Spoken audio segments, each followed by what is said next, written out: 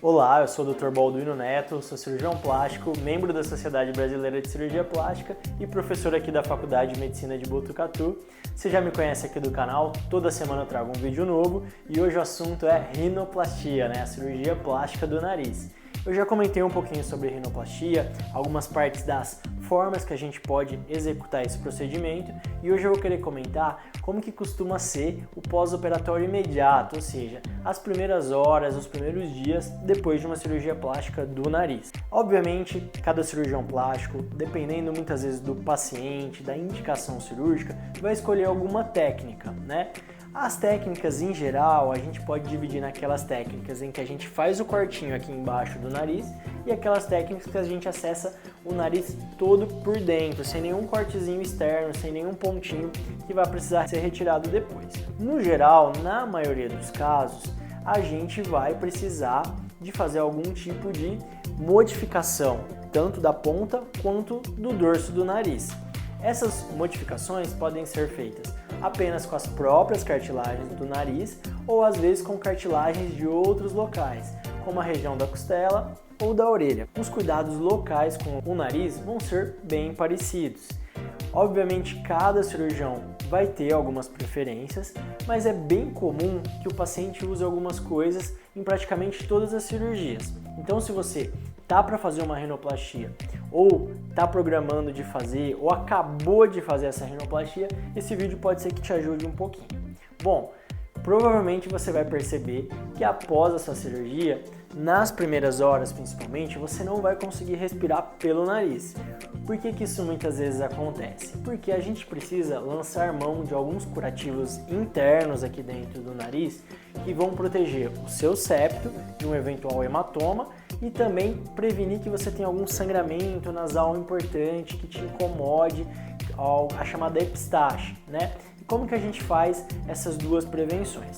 Para o septo do nariz, a gente costuma usar algum tipo de substância plástica ou um pouquinho mais elástica que a gente vai utilizar para fechar o septo nasal, chamando essa estrutura de splint, Essa estrutura normalmente as pessoas não veem no pós-operatório porque ela fica bem escondidinha aqui dentro do nariz e o cirurgião plástico, após algumas horas ou alguns dias, faz essa retirada. Normalmente é uma retirada relativamente tranquila. E existe o famoso tampão do nariz, que pode ser feito com gaze, com rayon, com outras estruturas que vão fazer o quê? Elas literalmente vão tamponar, Vão impedir que secreções fiquem saindo com facilidade do seu nariz. Porque é muito comum a gente ter um pouquinho de sangramento no nariz, porque o nariz por si só já tem uma vascularização importante, já tem muito sangue circulando aqui toda essa região e, obviamente, a gente faz cortinhos internos, manipula estruturas internas que, como resposta inflamatória, podem sangrar nas primeiras horas. Então esse tampão vai ajudar você a ter um controle disso tudo e, vamos dizer assim, proteger essas partes internas do seu nariz. Esse tampão, quando ele é colocado, ele é retirado normalmente precocemente, O paciente sempre toma um susto a hora que sai aquele negócio dentro do nariz. A gente não gosta nem que ele fique vendo muito, mas é uma estrutura que faz parte, pode ser utilizado em você e pode ser um dos motivos para você não estar conseguindo respirar pelo nariz. Então, uma das primeiras etapas após uma rinoplastia é saber que você provavelmente vai ter que acordar da cirurgia respirando somente pela boca. Obviamente, quando a gente faz isso, alguns incômodos na garganta podem acontecer, por isso é bem importante você já ter esse preparo todo com o seu cirurgião plástico, porque se ele for lançar a mão dessas alternativas técnicas, ele vai provavelmente te ajudar também com sintomáticos, com medicações que você pode aplicar tanto no nariz quanto na garganta para aliviar esses sintomas.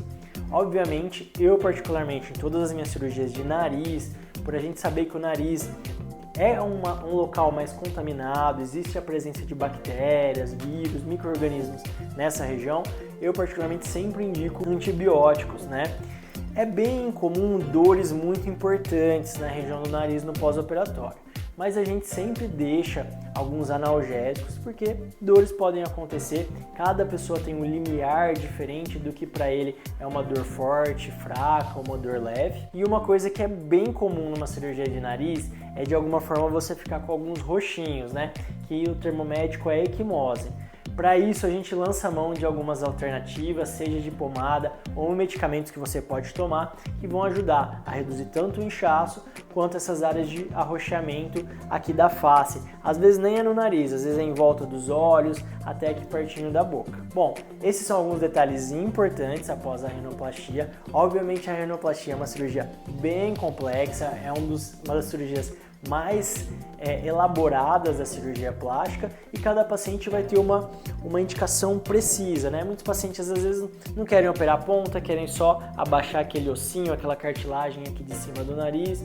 Outros são o contrário, querem operar só a pontinha do nariz, querem diminuir a asa nasal e obviamente cada um deles vai ter uma particularidade. Se você tem mais dúvidas sobre esse assunto de rinoplastia, obviamente eu vou voltar a falar cada vez mais detalhes sobre essa cirurgia, e se você já tiver essas dúvidas, você já pode me encaminhar, tanto aqui no YouTube, quanto lá no meu Instagram, que é o @BalduinoNeto Cirurgia Plástica, que vai ser um prazer receber tanto vocês aqui quanto lá. É isso, toda semana a gente tem um vídeo novo e até a próxima.